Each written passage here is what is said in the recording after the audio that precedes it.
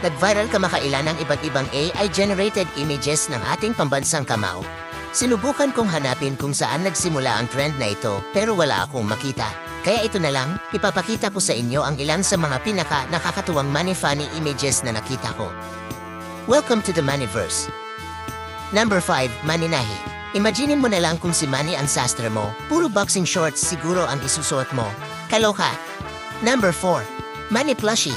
Kilala si Manny bilang matigas na boksingero, pero tingnan mo, ang cute-cute niya dito. Super soft. Pwedeng i-cuddle.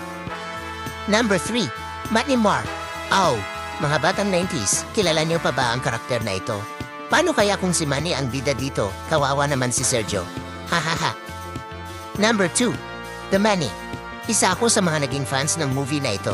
Takot ako sa Manny, pero kung ang karakter ay si Manny, magiging katawa-tawa ito. At ang number 1, The Manny Heist. Gloves, wala na. Red jumpsuit na ang gamit. Manny Heist. Kaya siguro ang dami niyang pera na ginastos nung eleksyon. Hahaha. Kung ikaw si Manny, sinong Manny ka? I-comment mo lang sa video na ito. At please lang, paki-subscribe sa channel ko. Salamat sa panunood.